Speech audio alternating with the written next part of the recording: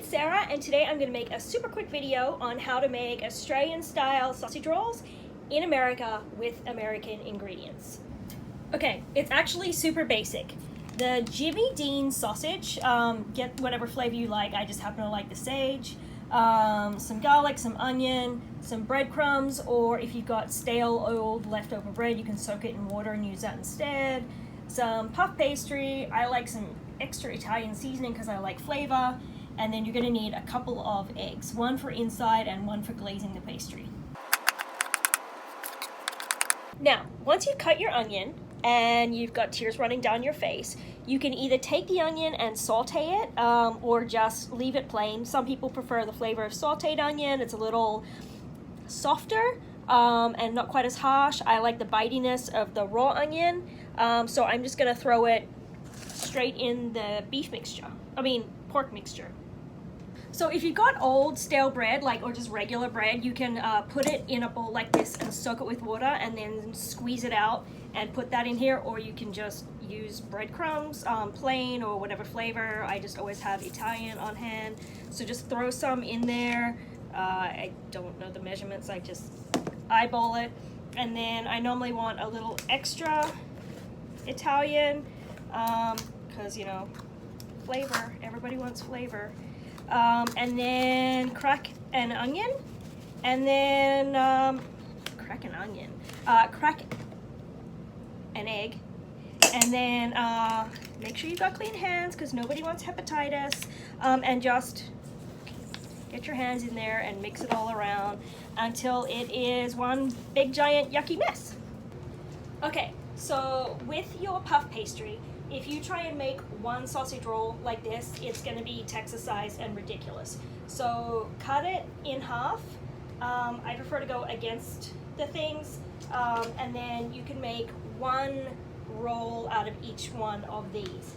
Now at this point, if you're feeling really fancy, you can use a piping bag if you have one. Most people don't, so you can put it in a Ziploc bag, cut the corner off, shove it in there, or use your fingers. It's the same thing, just make a nice log down the center.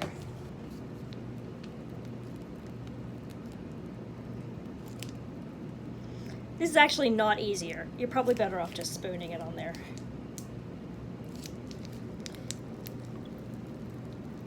Fill it in. Don't be stingy with the meat. Do 2 passes if you need to. Now you're gonna have 4 of these, and when you've done that, just put a little bit of egg wash. That way it sticks when you roll it over, and make sure that you get pastry on pastry. Very important. Now, parchment paper is going to be your best friend at this point because you can put it down on the pan. Otherwise, use aluminum foil, but it stops everything from sticking to the pan.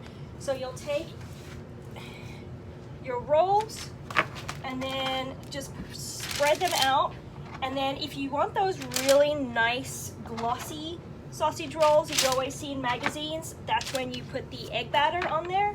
And then the other thing is you can decide whether you want 4 giant logs or if you want to have the little individual sized ones, but either way, if you're going to do the bigger ones, go ahead and score them. It just makes it easier later, trust me.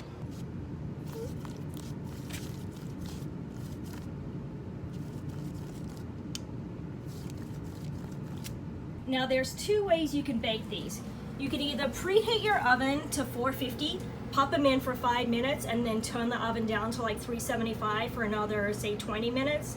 That way they're just given that really super golden brown, or just leave them at 375 for 25 minutes. So throw them in. I've got them on the high heat, so timer for 5 minutes, and then I'll turn the oven down. Make sure that you clean up really well, wash your hands, because again, nobody wants anything gross. So that's them at the 5-minute mark on 450. So I just turned the oven down to 350, and I'll put them in for another 20 minutes. If you've got one of those ovens that doesn't cook very evenly, make sure that you turn them around at the halfway point just so that they're pretty all over. Hopefully while you're waiting for your food to be ready, you've got some old school MTV going on to keep you amused. Whatever happened to Nelson? So my timer just went off. Look at those. And there you have Australian style sausage rolls made in America. It took me literally 5 minutes to make those because the longest part is going to be defrosting the pastry. So if you stick that in the fridge the night before, they'll be defrosted, and then it literally chopped onion, garlic, mixed together, 5 minutes, and then 25 minutes, and you're done. And now you've got delicious food. See you next time, guys. Hope you enjoyed it. Bye.